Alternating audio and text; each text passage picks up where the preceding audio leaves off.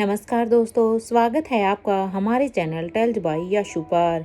यहाँ पर आपको मिलेंगी रोचक और सस्पेंसफुल कहानियाँ। अगर आपको यहाँ पर हमारी कहानियाँ पसंद आती हैं तो कृपया करके आप हमारी वीडियोस को लाइक करें, इसको अपने दोस्तों को साथ शेयर करें और साथ के साथ अपना कमेंट करना ना भूलें।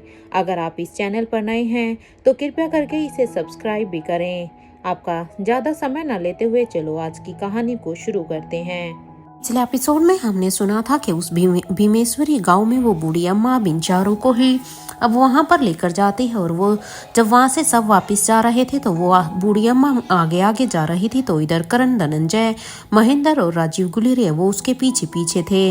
लेकिन अब एक ऐसी जगह आती है जब वहां पर करण उन सब से कहता है कि हमें चुपचाप उधर चलना चाहिए, और वो अपने फोन की लाइट को जलाकर वहां दूसरी तरफ चले जाते हैं। इधर जैसे ही करण वहां पर अब अपनी टॉर्च से देखता है तो वहां पर एक तस्वीर को देखकर करण शॉक हो जाता है और उसके हाथ से उसका फोन गिर जाता है।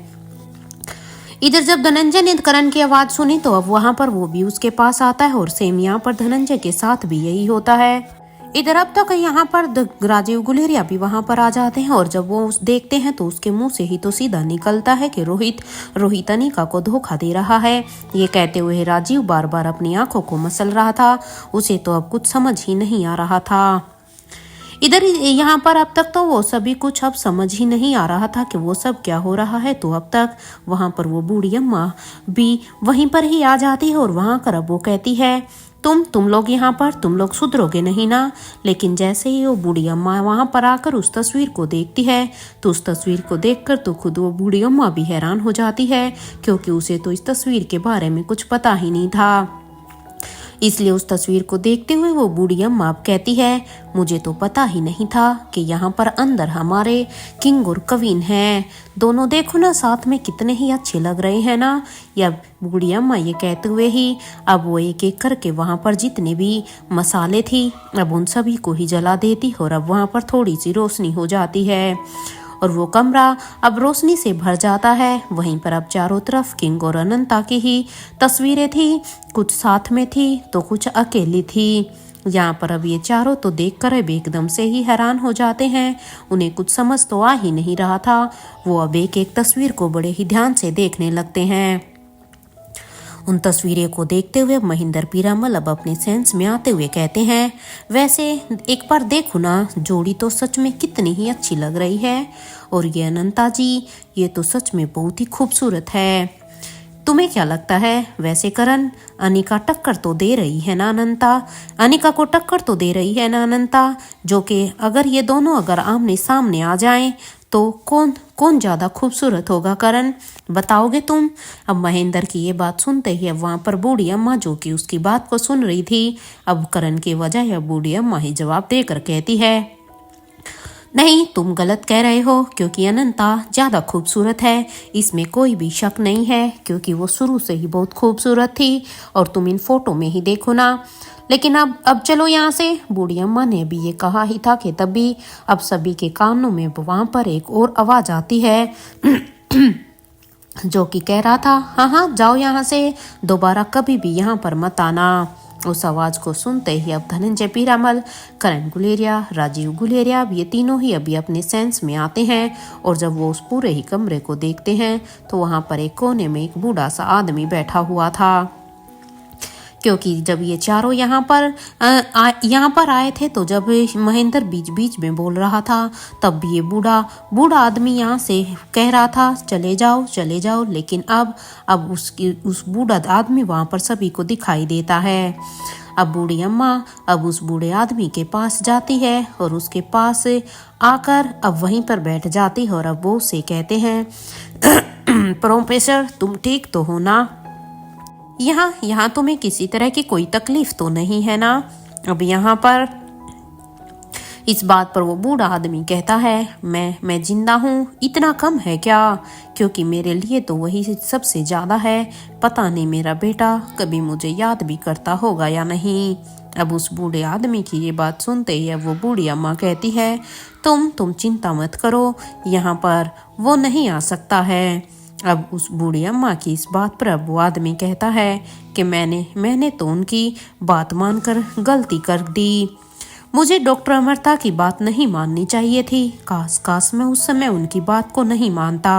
वहां अब तक करण गुलेरिया, धनंजय पीरामल, राजीव गुलेरिया और महेंद्र पीरामल भी, ये चारों ही अब वहां पर आकर, अब जहां पर वो बूढ़ी अम्मा बैठी हुई थी वहीं पर ही आकर बैठ जाते हैं और अब वो बड़े ही ध्यान से अब उस आदमी को देखने लगते हैं। उस आदमी को देखते हुए अब उस बूढ़े आदमी को वो पहचानने की कोशिश कर रहे थे। कुछ देर तक बड़े ही ध्यान से उस आदमी को देखने के बाद अब करण गुलेरिया की आंखें बड़ी बड़ी हो जाती है, क्योंकि अब करण को देखकर ऐसा लग रहा था जैसे करण ने उस आदमी को पहचान लिया हो। और अब सहसा ही उसके मुंह से निकल जाता है, आप यहाँ कब से हैं और आपकी ये हालत कैसे हुई?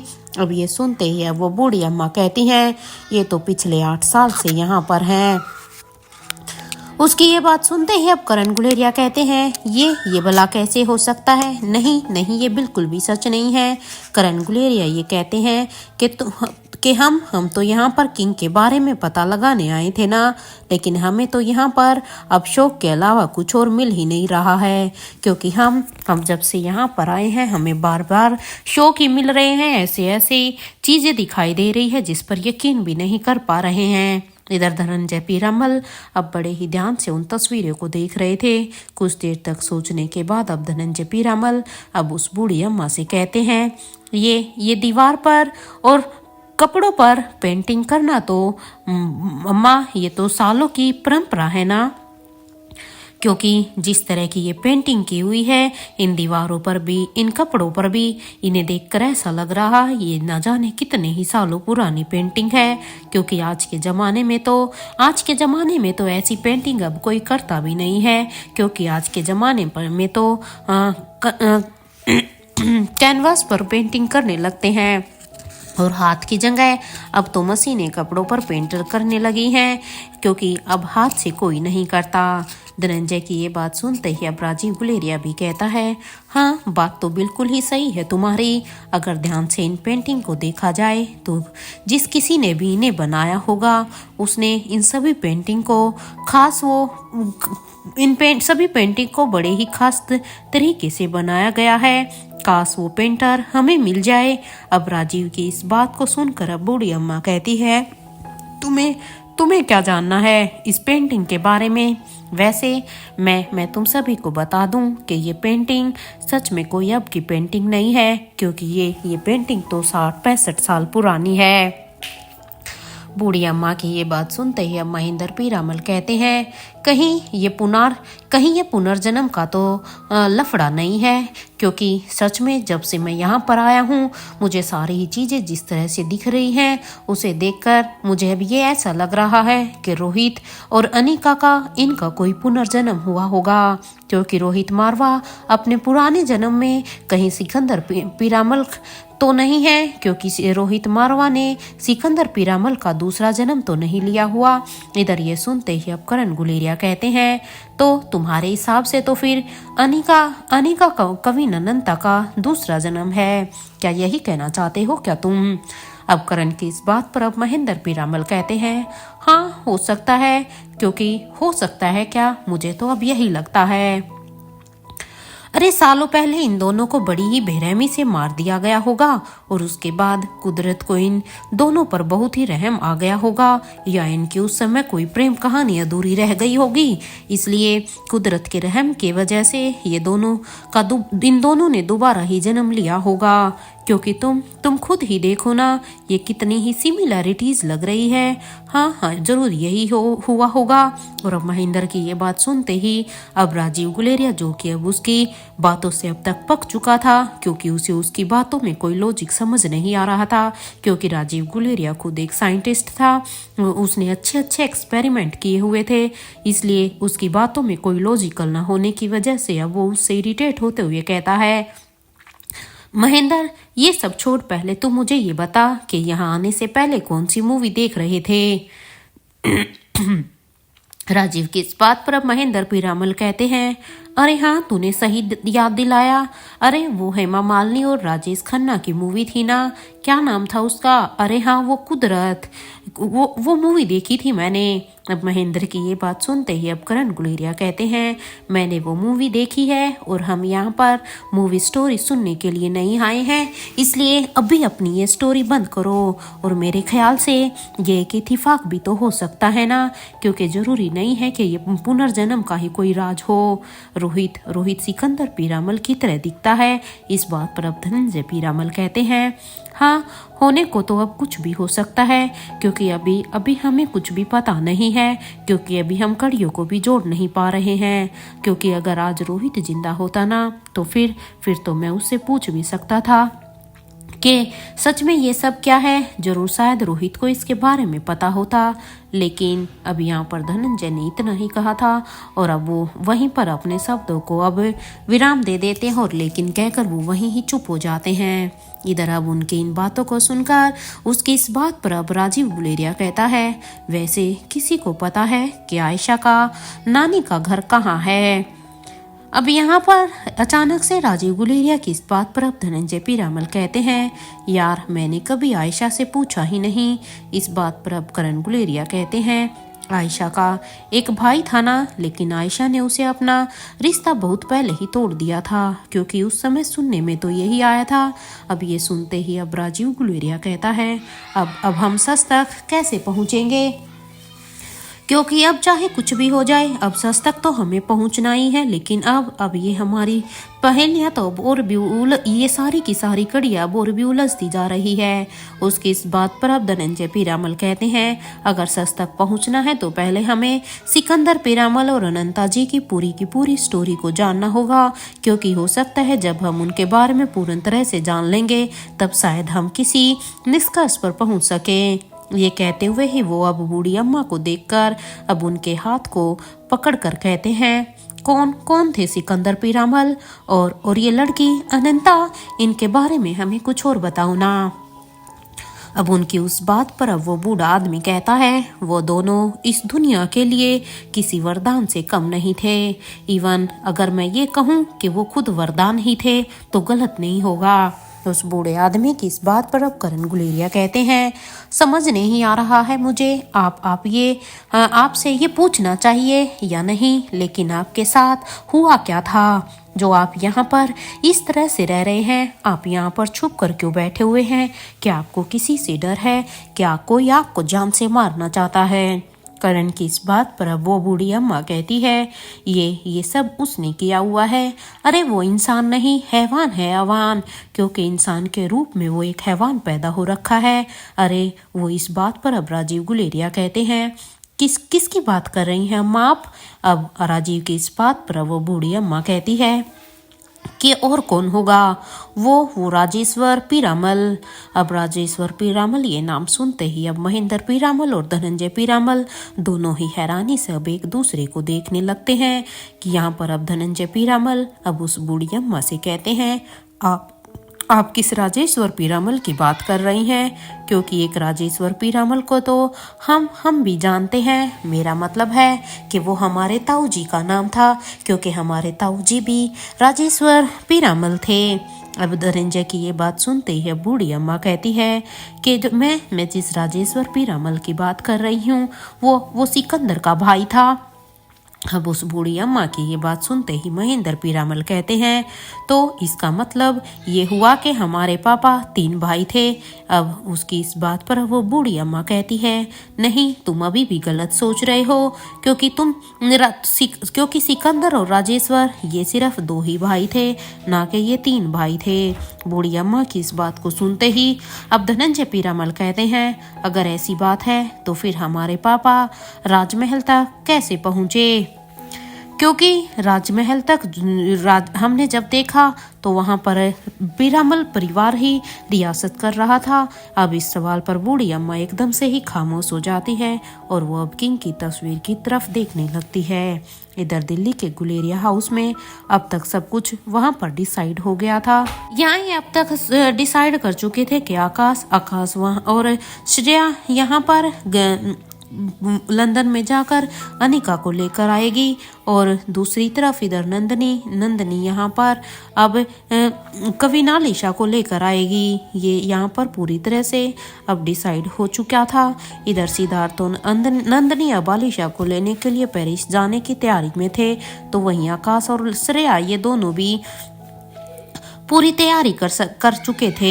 इससे पहले कि आकाश अब अपने प्राइवेट चॉपर के पायलट को फोन लगाता कि तभी अब सभी के कानों में अब राजलक्ष्मी की आवाज आती है, जो कि अभी कह रही थी अभी रुक जाइए, अभी आप सभी कुछ मत कीजिए, देखिए जल्दबाजी में हमें कोई भी ऐसा काम नहीं करना है, क्योंकि आप लोग खुद ही सोचो, अगर हम जल्दबाजी में कोई भी काम करेंगे तो हो सकता है वो हमारे लिए सही ना हो, क्योंकि अभी हम अपने सेंस में आए हैं और अभी हमें पता चला है कि हमसे कितनी बड़ी गलती हुई है।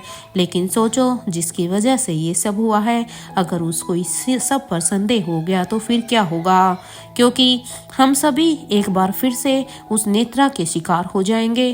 क्योंकि अगर हम लोगों ने अभी अचानक से ऐसे कुछ भी किया तो फिर वो समझ जाएगी कि हमारे ऊपर से अब उनके सम्मोहन का असर खत्म हो गया है।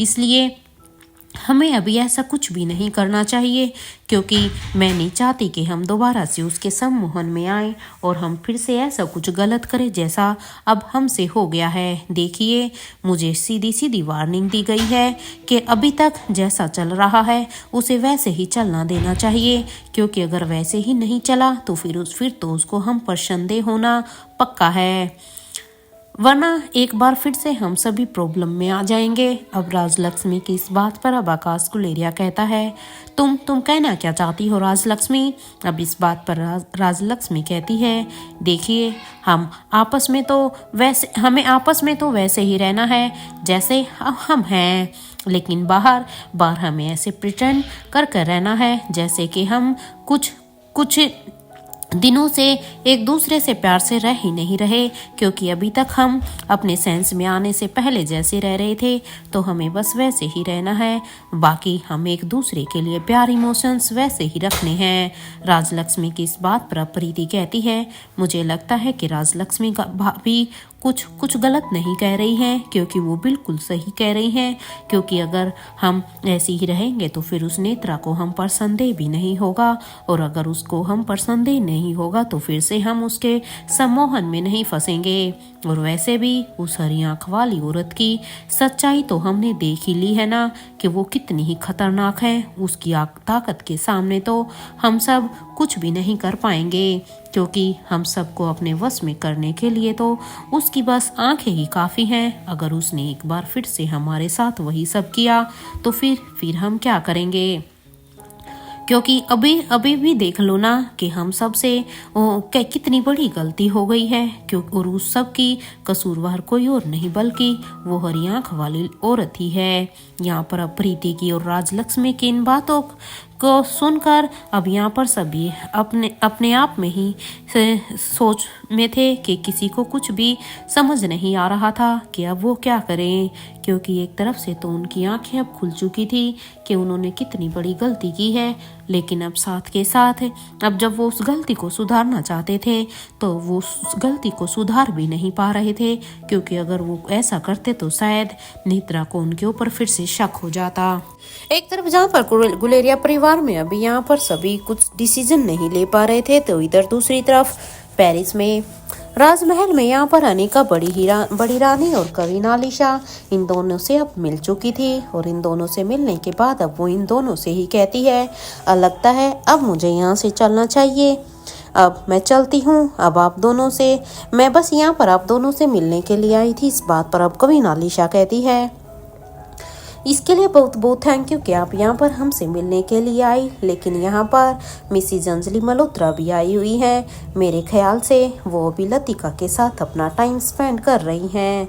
ये सुनते ही अब अनिका कहती है, हाँ आलिशा, मन तो मेरा भी बहुत कर रहा है कि मैं एक बार उनसे मिलूं, लेकिन मैं मैं अभी मिल नहीं सकती हूँ। अब अनिका की इस बात पर कवीना अलीशा कहती है, इट्स ऑल राइट अनिका, हम समझ सकते हैं कि अभी आप पर क्या बीत रही है। यहाँ अनिका अब इन दोनों से मिलने के बाद अब उस सीक्रेट रास्ते से ही अब वो बाहर निकल जाती है और अब वो अपने फेस को फिर से कवर कर लेने के बाद अब वो वहाँ पर एक अजीब सी आवाज़ निकालने लगती है। कुछ ही देर के बाद अब उन आवाज़ों को सुनकर वहाँ पर एक गरुड़ आ जाता है और अब वो वहीं अब अनिका अपने हाथों को अब उस गरुड़ के पंजे में फंसाकर अब अपनी बॉडी के वेट को मैनेज करने लगती है और कुछ ही देर में वो अब उस आसमान में होती है। और इधर बूढ़े किंग के पैलेस में यहाँ पर आयशा मारवा आर्यन के साथ अपना टाइम स्पेंड कर रही थी, तो वहीं उस रूम के दरवाजे को अब सावित्री नॉक करने लगती है। वहां पर जैसे ही सावित्री उस कमरे को नॉक करती है तो यहाँ पर आयशा मारवा अब अपनी जगह से खड़ी हो जाती है और अब अपनी जगह से खड़ी होकर अब वो आर्यन से कहती है, बेटा आप अपना काम कीजिए, मैं देखती हूँ कि बाहर कौन है। अब अपनी दादी की इस बात पर अब आर्यन कहता है, ओके दादी माँ, थैंक यू सो मच। अब आर्यन की इस बात पर अब आयशा मारवा जाते हुए कहती है, बेटा दादी माँ को थैंक यू नहीं कहते हैं। और ये कहते हुए ही आयशा मारवा रूम के दरवाजे के पास जाती है और वो उस दरवाजे को खोल देती है। आयशा मारवा ने जैसे ही यहाँ पर दरवाजे को खोला तो उसके सामने सावित्री खड़ी थी। सावित्री को देखकर अब आयशा मारवा कहती है, क्या हुआ है सावित्री, तुम यहाँ। अब आयशा मारवा की ये बात सुनते ही सावित्री कहती है, हाँ मैडम, मुझे आपसे कुछ जरूरी बात करनी है। अब सावित्री की इस बात पर आयशा मारवा कहती है, हाँ ठीक है फिर कहो। अब सावित्री कहती है, नहीं मैडम, मैं यहाँ नहीं, आपके कमरे में चलते हैं। अब सावित्री की इस बात को सुनकर अब आयशा कहती है, ठीक है फिर मेरे कमरे में ही चलते हैं। और यहाँ बात करते हुए ही सावित्री और आयशा ये दोनों ही अभी आयशा मारवा के रूम में आ जाती हैं। यहाँ आयशा मारवा अब रूम के दरवाजे को बंद कर देती है, तो वहीं दूसरी तरफ इधर बूढ़े किंग के पैलेस में बूढ़े किंग के रूम में अब वो स्टैचू जाती है और स्टैचू अब वहाँ पर बूढ़े किंग से कहती है, किंग, सावित्री और हमारी कवीना आयशा किसी जरूरी बात पर डिस्कशन कर रही हैं। अब स्टैचू की ये बात सुनते ही अब किंग अपने हाथ में लिए हुए टैब को अब उसमें लेकर अब उसमें कुछ टाइप करने लगते हैं। इधर कुछ ही देर में अब वहाँ पर आयशा के रूम की दीवार अब कुछ ही देर में यहाँ पर किंग के रूम में अब यहाँ पर आयशा मारवा और सावित्री दोनों ही अब साफ साफ दीवार पर दिखाई दे रही थी। तो वहीं किंग और उसकी स्टैचू अब सामने की दीवार पर देख रहे थे। तो वहीं दूसरी तरफ इधर आयशा मारवा का रूम में अब यहाँ पर सावित्री कहती है, मैडम, वो सुहासिनी मैडम का मैसेज आया हुआ है। इवन पता नहीं, लेकिन उन्होंने बड़े ही गुस्से से, ऐसा लग रहा है, उस मैसेज को टाइप किया है। अब सावित्री की इस बात को सुनकर अब आयशा कहती है कि क्या मैसेज टाइप किया है माँ जी ने। अब आयशा की बात को सुनकर सावित्री कहती है, उन्होंने लिखा है कि वो आपसे जल्द से जल्द मिलना चाहती है। इवन उन्होंने आपके बारे में तो बहुत गलत वो बातें कर रही हैं।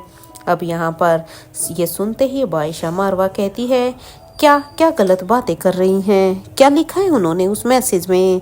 इस बात पर सावित्री कहती हैं कि वो आपको मारवा हाउस बुला रही है। उन्होंने लिखा है कि आप जहाँ कहीं भी हैं जल्द से जल्द वहाँ पर मारवा हाउस पहुँचो।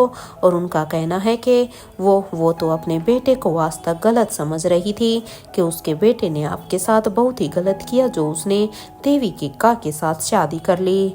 लेकिन गलत तो आप हैं, क्योंकि आपने प्यार अक्षय वर्मा से किया और आपके बच्चे के पिता धनंजय सर हैं और आपके पति हंसराज मारवा है।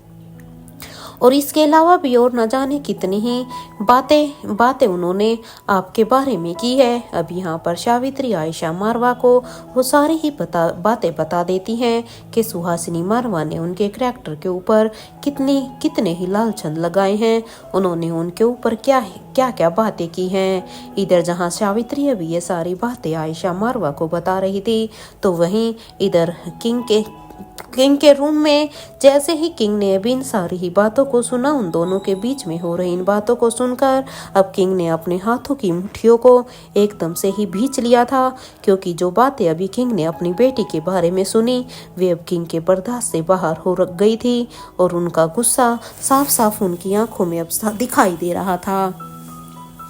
इसलिए अब किंग को देखकर अब यहाँ पर स्टैचू कहती है आप प्लीज़ अपने गुस्से पर थोड़ा सा कंट्रोल कीजिए, क्योंकि अभी हम क्या कर सकते हैं। इधर अब उस स्टैचू की इस बात को सुनते हुए ही अब किंग उस स्टैचू से कहते हैं कि हम करने को तो बहुत कुछ कर सकते हैं।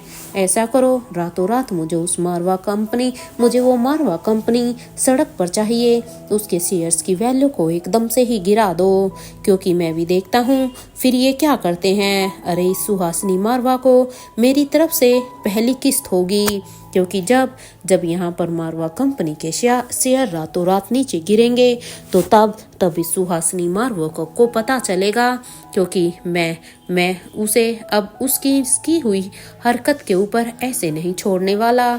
उसको ये पहली किस्त मुबारक हो। अब मैं भी देखता हूँ कि इस बार मारवा ग्रुप ऑफ कंपनीज को कौन बचाता है। इधर किंग की ये बात सुनते ही अब वो स्टैचू भी कहती है, किंग आपका काम हो जाएगा। जहाँ इनकी बातों को सुनकर अब किंग का चेहरा गुस्से से लाल हो चुका था, तो वहीं इधर आयशा मारवा अब सावित्री से कहती है, तुम्हें जो जवाब देना है दे दो। मैं यहाँ अपने बेटे, बहू और उनके साथ मेरे ग्रैंड चिल्ड्रन भी यही हैं। मैं उन्हीं के साथ यहाँ पर खुश हूँ। मुझे अब मारवा हाउस में जाना ही नहीं है।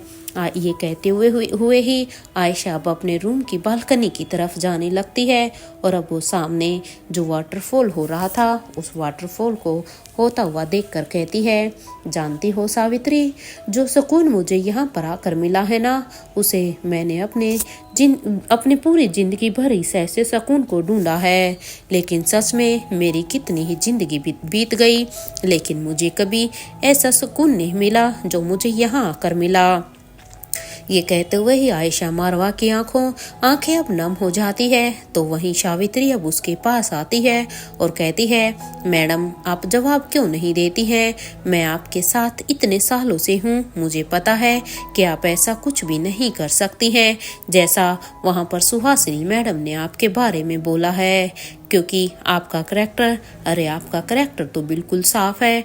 आप मुझे बता सकती हैं अगर आप मुझे कुछ पर्सनली बताना चाहें तो। और वैसे भी आप कहती हैं ना कि मैं आपकी केयर टेकर नहीं, आपकी दोस्त भी हूँ, तो प्लीज़ एक दोस्त होने के नाते प्लीज़ आप आज मुझे बता दीजिए, आपके मन में जो कुछ भी है आप उसे मुझसे शेयर कीजिए। सावित्री की इस बात पर आयशा मारवा कहती है कि वक्त आने पर मैं तुम्हें सब कुछ बता दूंगी सावित्री। ये कहते हुए ही आयशा मारवा अब सामने की तरफ फिर से देखने लगती हैं, तो वहीं अब तक अनिका भी वहां पर अब किंग के पैलेस में आ चुकी थी और उसके दिमाग में अब बस यही था कि वो कैसे सच का पता लगाए। वो खुद भी गुलेरिया हाउस रहती थी, लेकिन उसे कभी जरूरी ही नहीं समझा अपने दादाजी के रूम में जाना, क्योंकि यहाँ पर किंग के पैलेस में अनिका आने को तो आ गई थी, लेकिन अभी भी आलिशा के साथ हुई बातचीत ही अभी उसके दिमाग में घूम रही थी। अब वो यही सोच रही थी कि अब वो कैसे उस सच का पता लगाए। इधर अपने ख्यालों में अनिका खुद सोच ही रही थी कि तभी उसे याद आता है कि उसने किंग से कहा था कि आज वो खाना बनाएगी। अब यही सोचकर अनिका अब अपने रूम में जाकर कबर्ड से अपने कपड़े निकालकर अब वो शावर लेने के लिए चली जाती है, क्योंकि अनिका को भी यहाँ पर खाना भी तो बनाना था। कुछ वक्त के बाद जब वो शावर लेकर आती है तो वो सीधा ही किंग के पैलेस में बनी हुई किचन की तरफ जाने लगती है। इधर लंदन में रेखा मूर्ति के महल में यहाँ रोहित रिया की बातें सुन रहा था, तो वहीं रिया अब अपने डैड को बताती है, डैड बताइए ना आपको मेरा आइडिया कैसा लगा? हम सब फैमिली पिकनिक पर फिर से जाएंगे ना डैड? अब रिया की इस बात पर रोहित कहता है, ठीक है रिया, हम जरूर जाएंगे, लेकिन उससे पहले आप अपनी पढ़ाई तो पूरी कर लीजिए ना। इस बात पर रिया कहती है, डैड हम बड़ी मौसी की कंपनी घूमने चलें, आपको तो पता ही है ना कि के आगे चलकर मैं ही उस कंपनी को संभालूंगी। अब रिया की इस बात पर अब रोहित कहता है, अगर ऐसा हुआ तो dad will proud of you, क्योंकि मुझे सच में रिया बहुत ही खुशी होगी जब आप बड़े बड़े होकर उस कंपनी को संभालोगे। ये कहते हुए ही रोहित अब रिया के फोरहेड पर एक किस करता है और अब वो उसे कहता है, ओके रिया, अब चलो आप सो जाओ, डैड बस थोड़ी ही देर में ये यहाँ पर आते हैं। अब अपने डैड की ये बात सुनते ही रिया कहती है, ओके डैड। इधर रोहित भी अब रिया के रूम से बाहर निकलकर अब अनिका यानी कि स्वाति मल्होत्रा के रूम की तरफ जाने लगता है।